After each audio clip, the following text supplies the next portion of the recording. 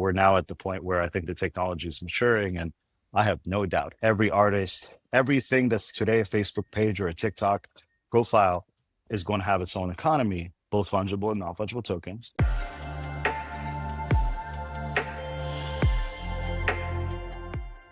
Welcome to Gen C, Sam here. There was a moment in 2020, 2021, where we felt a seismic shift happen in the crypto space that was really fueled by both the pandemic, but also digital collectibles.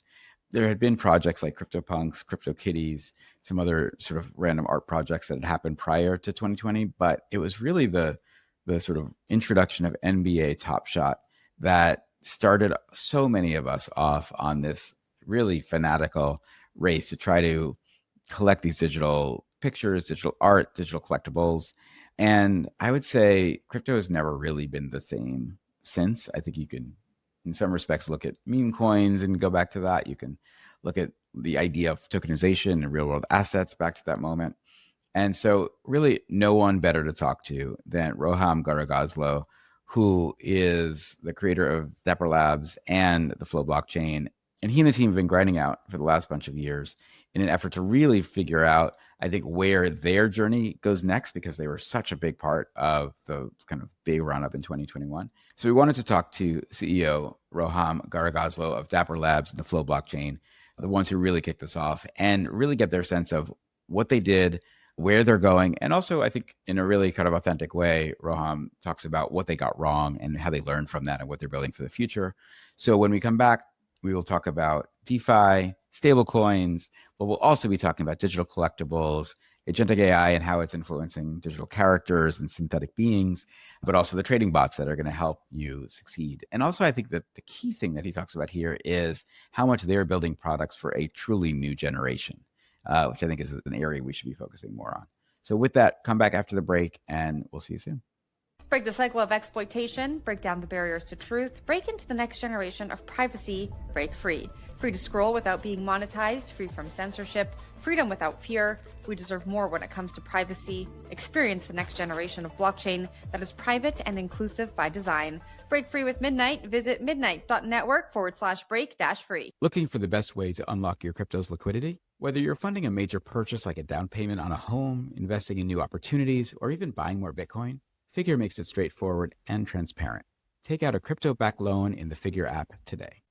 All right, we are here with Roham. Roham, creator of Dapper Labs, Flow blockchain, so many things in the ecosystem. So much started with you. So I'm really glad to have you here. We've had Redima on the show before. I know you and I spoke together as well on stage at Consensus, but I'm really glad that we're able to have this conversation. How you doing? Yeah, thanks for having me. I'm doing great. It's exciting times in crypto as always. As always. I want to first just start with, you were one of the main people, right? You and I would say the Larva guys who really created the cultural movement in terms of crypto collectibles, crypto art. I just want to get your perspective 7-8 years later. How do you feel that is going? I think we see so many ups and downs in this cycle, and so many of us believe that culture is where a lot of this will come in. So just from your personal experience, grinding it out as long as you have, where do you think we are?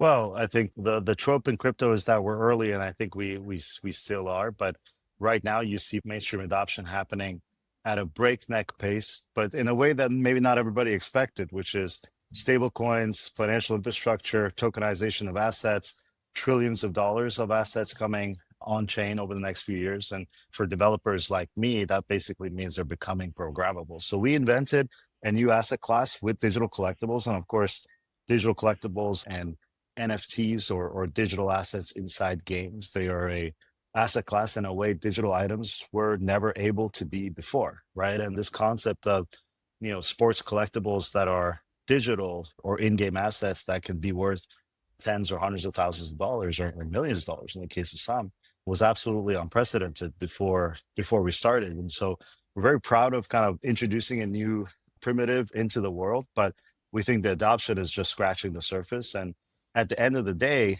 NFT is just a file format. What matters is kind of what you do with it. And, I remember when Dieter came into my office, because we were in offices at that time, back in 2017, talking about, hey, I'm working on the standard, non-fungible token standard. We had been talked about it. but should we just call it non-fungible token, NFT? And our conversation was basically, well, no one cares about the word MP3 anymore or MP4. People just say songs and videos. And so it fundamentally doesn't matter what we call it. They're going to be known as CryptoKitties and in the future, Top Shots and digital trading cards, whatever it might be.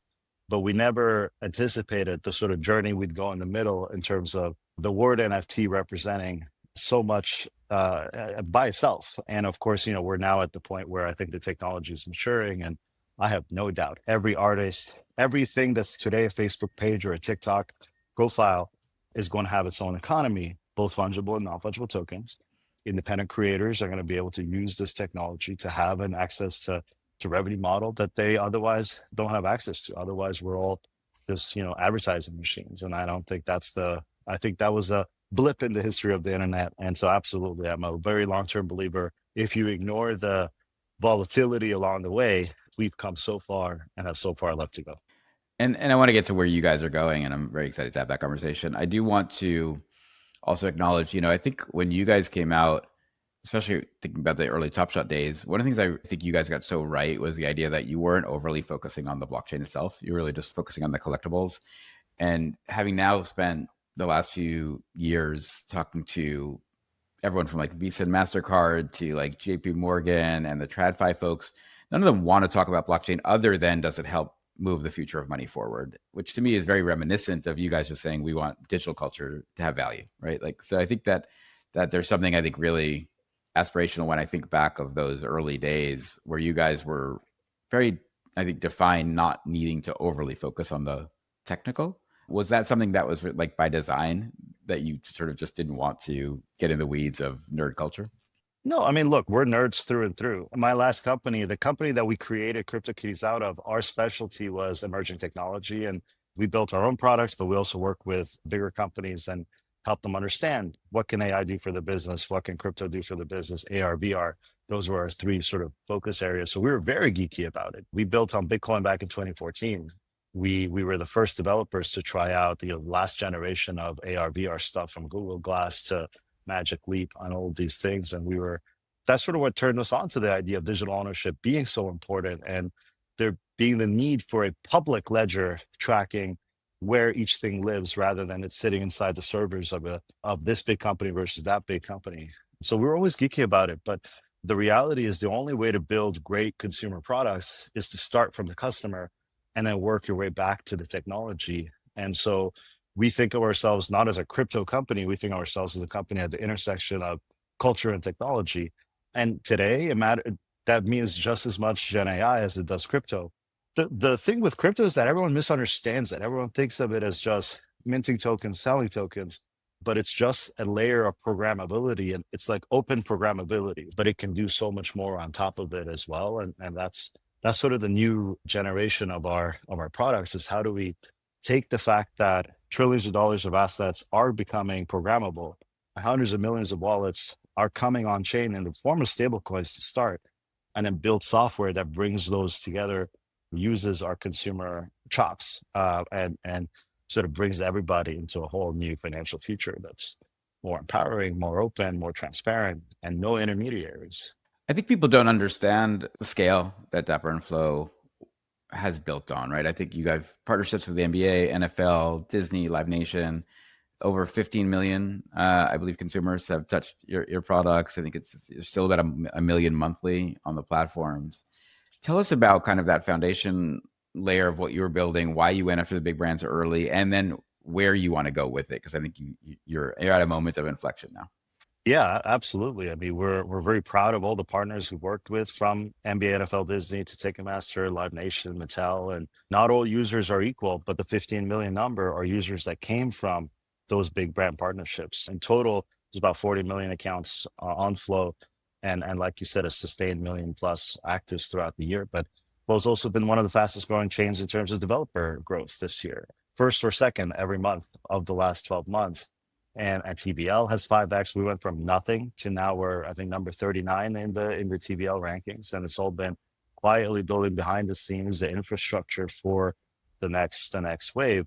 And in a sense, we're taking proven infrastructure that's already onboarded tens of millions of consumers and saying, well, now that we have actually the biggest thing I forgot, but as of last month, Flow has native on-chain automation where we can build in scheduled transactions faster than every second, rebalancing portfolios, taking automated actions on behalf of consumers. And that's where we think the future of consumer life is going to be. The decentralized finance or the financial applications of the future aren't going to be the ones that we're used to. They're going to be automated, personalized, agentic, and Flow is built for that future. And we are building the first suite of products that sort of show people what's possible, starting with Peak Money, which is the first Dapper product that effectively takes everything we did with Top Shot and opens it up and makes it multi-chain and lets anyone access the power of DeFi, which is not just about crypto, but it's about all of these tokenized assets coming on chain and becoming programmable. When you look at Peak Money, which I know is kind of one of your new products that you're bringing out to the world, it sounds like you're really committed to the idea that DeFi is the access point for the sort of masses to come in. And it sounds like that also is like across all digital assets, not just anything that happens to be on Flow or a Dapper product. What do you think is missing from the current DeFi landscape that Peak Money is filling the gap for? Well, first of all, it's across all digital assets and also real world assets that are being tokenized. And I think DeFi as a term, it's just going to be seen as finance, because when you have even banks and credit unions adopting stable coins, then those lines are completely blurred. And we really see it as a true modernization of the financial system.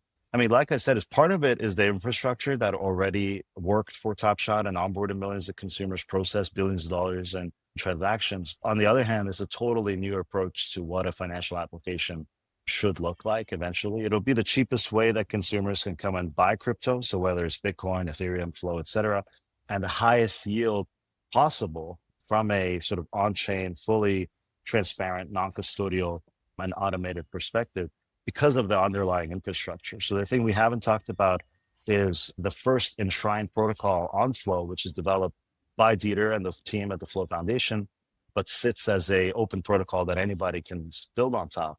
It's called Flow Credit Markets, and it's effectively the first fully on-chain automated lending protocol. So you can think of it as Aave, but automated. And so you can maximize loan to value and minimize risk of liquidation because it handles your rebalancing for you. So if, for example, what happened a few weeks ago where you had a huge sort of cascade of failures across DeFi, the only thing that would have happened across Peak Money and anyone else building on Flow Credit Markets is that their positions would get unwound, their US dollar debts paid back, and their Bitcoin or Flow or whatever that the collateral was, or if the collateral was USD, the same thing, would remain safe. It's a fundamentally different approach at the ground up, at the protocol level, and then at the application level, proven user experience that, we want this to be not even like a Robinhood, but like a game and like a social application, something that people want to connect with their friends, because the new generation in particular, we don't trust the established power structures, and the 10% year over year of sort of consistent returns doesn't do the job. And so people want to be able to look for themselves, look under the hood and evaluate, hey, what's going on here? Have their friends and contacts and social network be part of the way they discover these opportunities. They want it to be in their own control, not to have to go talk to a financial advisor in order to figure out what to do. So it's a product built for the new generation, but using crypto and Gen AI as the way to get there. I believe that this new generation that was raised in game environments are very comfortable playing in the world you're talking about. I also see, again, we speak to so much TradFi that's coming in, those traditional sort of power structures of money that you mentioned. Do you think there's a disconnect between that audience of what's like, hey, we want to create our guilds and our allegiances and do it our own way, compared to those who are like, I just want to put crypto in my retirement fund? I mean, yes, I do. And I think that the industry wins if we build for the future. But of course, we want to make it easy for anybody to walk it off the street, double tap Apple Pay, and not just have crypto in their wallet, but also be earning the maximum yield they can on it. And I think that that's the reality. Is a lot of people might have Bitcoin sitting in their exchanges and whatnot. We'll also make it super easy for them. Transfer it in, earn the yield, forget about it, and don't have any concern that you'll get liquidated. But for that next generation, maybe they want to have a little bit more spice to it. Maybe they want to participate in games that increase the asymmetric returns. And maybe we give them ways to either speculate on their principal or keep their principal safe. And so it's basically trying to find other highest demand things in DeFi that we can wrap around and make it super easy and seamless, double tap users to access. So again, everything's non-custodial in the user's hands, but we want to make it clear for them to understand, hey, what's the risk I'm taking? And make that kind of wallet management, key management, abstract all of that out. So it feels like a financial product or even an entertainment product, not like a kind of crypto set of infrastructure and keys and seed phrases and whatnot that you have to manage. Yeah, that's always been the hard part. My buddy Chris Camillo, this very successful investor, was talking just the other day about the idea that we are going to see this amazing transfer of wealth in the next 20 years from folks who are kind of the Gen X generation starting to pass money down to their kids. And his thesis is that's where the Robin Hoods and kind of the behaviors you're talking about win, because those folks are all wanting to play with a little more risk, a little bit more control, and everything from prediction markets to investing in both like risk assets as well as risk off assets. I think there is something that is really interesting there. Why the pivot for Dapper and Flow? You guys were really all in on this collectible narrative, on the brand narrative. You have underpinned so many of the big brands in the space right now. I think it's like one of the big consumer success stories. Going into DeFi, going into kind of core crypto or core finance, I guess is the right way to think about it. Why now? And sort of what are you seeing that inspires you to do so? Well, I mean, the answer is, I think, clear. The company's mission and the reason we were built was always to take the power of crypto and make it accessible to everybody. And so being on that cutting edge of mainstream adoption has always been what we've been about. And it was clear, it's been clear for a couple of years that stable coins are leading the way. And that was a big reason why we put so much effort into making sure Flow keeps its uniqueness, but is fully EVM interoperable. And so whether it's the institutional infrastructure, Fireblocks, Anchorage, et cetera, whether it's the bridges, interoperability, MetaMask, and Layer 0, everything is necessary for that future. So that was, that took quite some time to build that infrastructure. But especially with the regulatory adoption today, it's very clear that the next wave of mainstream adoption will be led by opportunities for people to make money and access opportunities they wouldn't otherwise be able to access. And crypto's always been about that.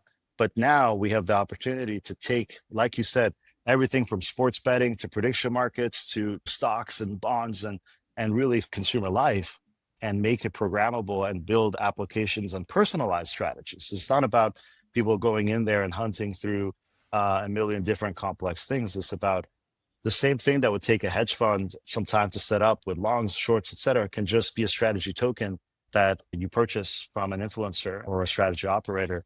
We think that that's the future of consumer life and finance. And look, we built the collectible economies, but they are economies. These are digital assets with real world value that matter to the people that use them.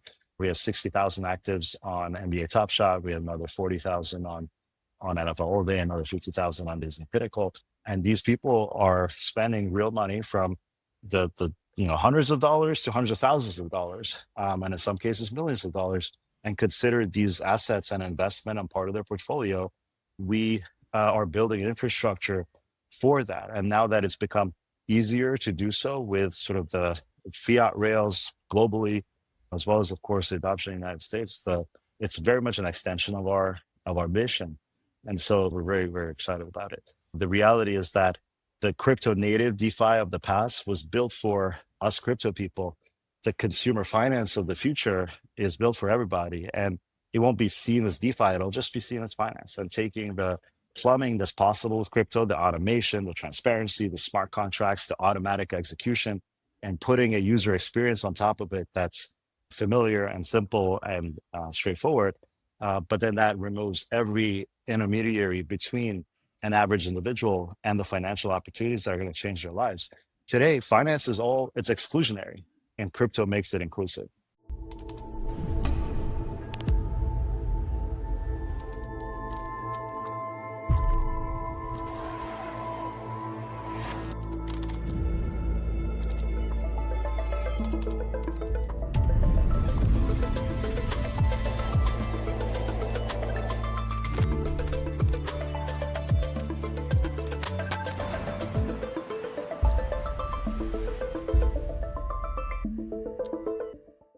Looking for the best way to unlock your crypto's liquidity? Figure is exactly what you need, being the largest non-bank mortgage lender in the US, with over 19 billion unlocked on their lending platform. Explore their industry-low crypto-backed loans at 8.91% interest rates at 50% LTV. They differentiate themselves by offering decentralized MPC custody, which protects your crypto ownership in a segregated wallet. They've also recently launched Liquidation Protection, which protects you from liquidation during large price drops. Whether you're funding a major purchase like a down payment on a home, investing in new opportunities, or even buying more Bitcoin, Figure makes it straightforward and transparent. Visit their app or click our link below to take out a crypto-backed loan with Figure today. I think a little bit about the rise that you guys had 2020, 2021, how much just like cultural impact there was, how much financial impact that was coming into the ecosystem. I'm just wondering, when you think back at that time and where you are now, what did you get right, but also what did you get wrong? We created an entirely new category, and there was no playbook for neither for CryptoKitties and the original sort of NFTs that we created, nor for NBA Top Shot and the initial massive success that we got straight out the door. I think the biggest mistake we made, and part of it was trying to stay very conservative from a regulatory perspective. And part of it was just learnings that we've had over time. We have to align the economies and the incentives of all of our products with the communities that drive them and create value for them. That and open programmability are the fundamental so what's of crypto. It's not just about, hey, you have the digital ownership of a token, you can buy and sell it. It's that digital ownership of the token can create, and the transparency and the auditability and the openness can create a new kind of economic alignment between the digital platform and the users and community that drive it, right? At the average digital platform without crypto is a very one-sided agreement where the consumer is basically the product that is then being resold to advertisers, so on and so forth. And so that incentive alignment is the biggest thing we are changing from our existing products, so NBA, NFL, Disney. If you've seen the new NBA season, it's our most aligned season yet, and the customers are responding. We've had massive reactivation of existing users. If any of your viewers have a Top Shot account, they should jump in there and see how much the product's changed. And it's setting the product up for healthy growth in the future. And of course, every one of our new products start with the question of, hey, how can we make our community successful? How do we open up the opportunities and the benefits that we're gaining for them to participate in? Sometimes that might mean a governance token. Sometimes that might mean revenue sharing through a token. Sometimes that might mean other benefits that accrue, such as real world access and status within the communities that our customers care about. That's kind of the objective now, is how do we grow the pie together? And I would say that's the number one mistake or oversight, or just we didn't push hard enough on that for a million reasons. But what matters is that we're fixing them. I hear that, and I think there's a lot of ways we've seen that work. I wonder at the scale though that you guys were playing. It's easy to say, hey, there's only 10,000 Bored Apes, and so therefore we can figure out ways to reward them through airdrops and other things. And we've seen both the height and the fall of some of those tokens. The amount of energy that was coming into your ecosystems, again, think of CryptoKitties, but also Top Shot and everything that came after. Is it possible to continually reward a growing pie of those users? And I think about this through the sense of the social value of finding an early record from your favorite artist or having the ticket stub or something. There may not always be a lot of resale value, but there is a really emotional value there. And you guys were so successful in bringing these folks in. Is there a world where the kind of figuring out of how to sort of reward those early investors might be less about financial reward versus connectivity and culture and community and things like that?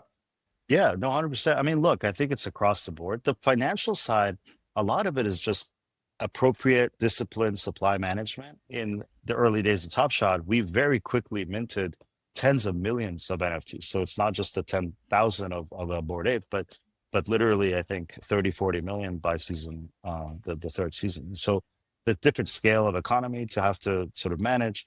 And I think step one was kind of get that under control and make clear scarcity commitments that eventually are baked into the smart contract that sort of give collectors confidence. The second piece is, I think, the most valid criticism that people had of NFTs was, hey, look, is this just a pointer to, is it just the token is just a bundle of code do I actually have the item? Now that the technology is mature enough, we've kind of worked with the NBA and made the commitment that, hey, every single one of these things will have all of their assets and metadata permanently accessible in a decentralized way. And so, yes, you do fully own this thing, and sort of like builds up from there. But the key thing about utility and the key thing that we say about rewarding people, whether it's the social, but let's put the social aside for a second, real world benefits outside of money or financial appreciation, that's just about data sharing. Because when we go to like the league themselves, or when we go to a even a major player, an athlete, or a team, and we say, hey, these are your top 10 biggest fans. These are your top 1,000 biggest fans. This is what they've done in the product. This is what they've spent their money on. This is what people are spending their money on the marketplace. This is people voting with their dollars, not just with their clicks and their likes. That concept is very powerful. And so what it does is it sort of turns it around and makes the partners themselves want to go find these individuals, partner with these individuals, give them recognition, because those people are their biggest fans, and they're the new generation of biggest fans who maybe aren't necessarily season ticket holders. They don't necessarily go to every single game, but they are spending real time, real money on the things that they're a fan of. And so when I talk about kind of what crypto will look like years down the line, I think every Facebook page, every TikTok account will have its own economy. And this is why, because your customers are now putting skin in the game. And of course, you get a piece of that, right? Like every athlete gets a piece of every single top shot that gets traded, every single NFL moment. And that's incredibly powerful. So, and then the social value, 100%. And, the reality is like, value is not just financial. And so how do we recognize that and accelerate? It also sounds like the vision and the reality of what you've done is helping to rethink the problems of Web 2, Spotify and Netflix, and how much they obscure all the data for the artists or the creators, which is not really good for anyone except them. Whereas I think we all believe in Web 3 that should be something that's spread out amongst everyone who participates.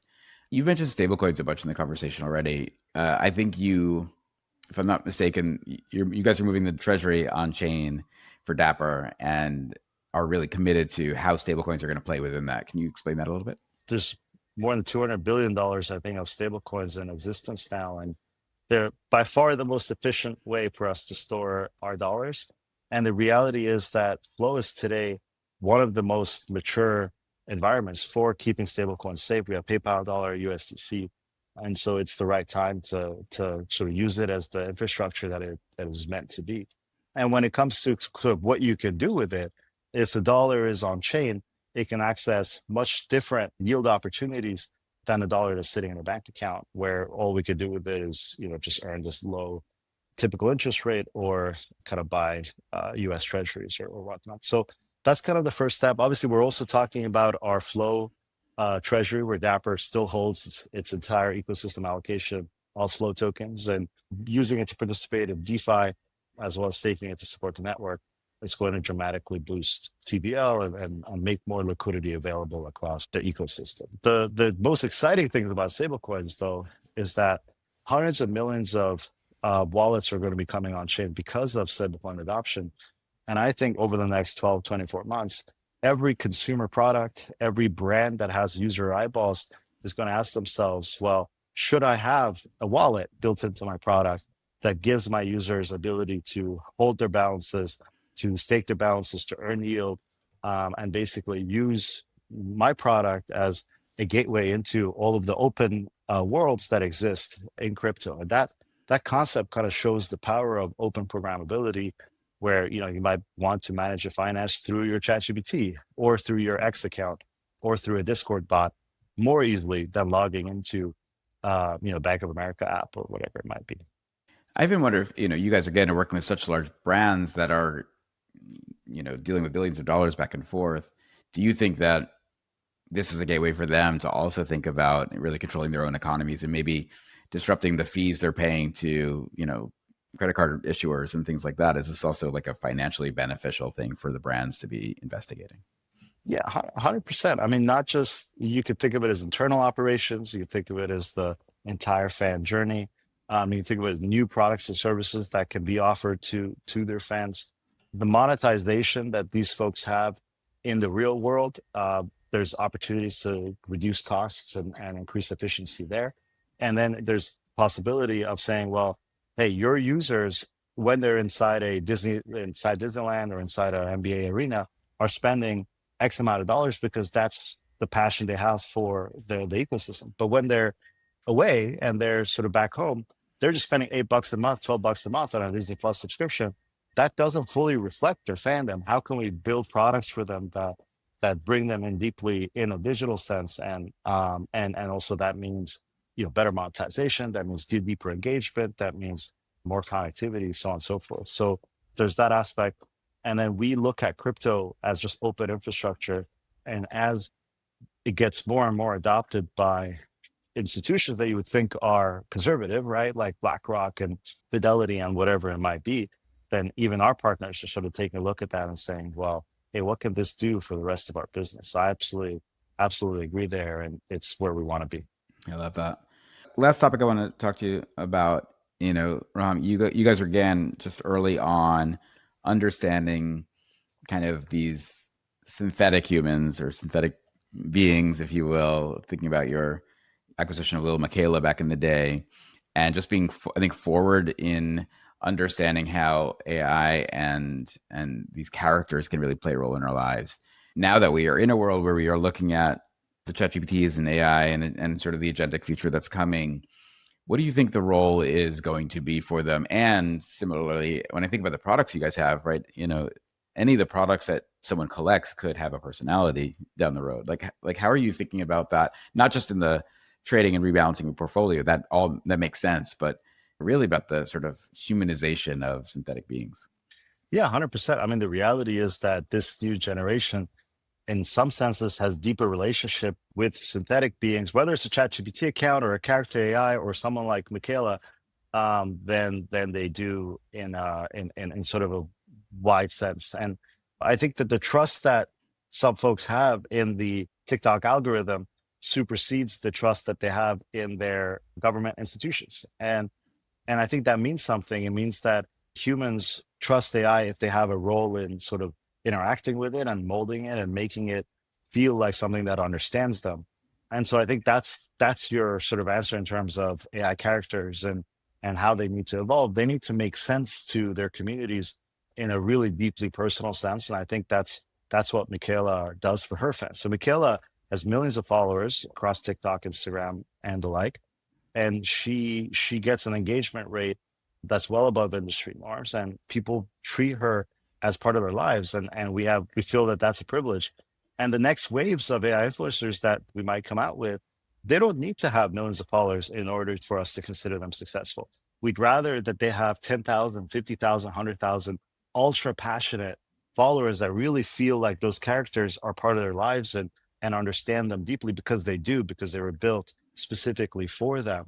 And when it comes to sort of financial opportunities and even in explaining peak money and what the benefits are there, we were relying on AI generated characters and content because we can actually tune the message to be very specifically personalized to each individual audience that we're talking to. Now, that's not everything that we're doing, and we obviously have a lot of folks in our corner who are real humans and smart around the table, folks like yourself that are also helping us get the word out. But we think that AI is such a powerful angle for discovery that today it's not being seen as that. It's more, it helps me answer my questions, but eventually it's going to also be the biggest way that the next generation discovers new content, discovers new financial opportunities, discovers new entertainment opportunities. And so we're very much building for that future. While other chains are fighting over existing crypto traders, Flow is the only chain with a proven bridge to this outside world, to the real world.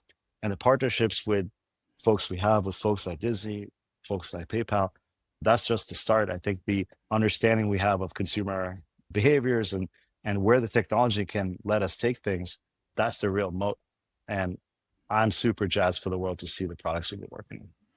I want to pull in a thread on what you said just now, because I think that through the partnerships you have, through the tens of millions of folks who have come through the ecosystem over the last bunch of years, What do you think you still need to do to help build the Flow brand?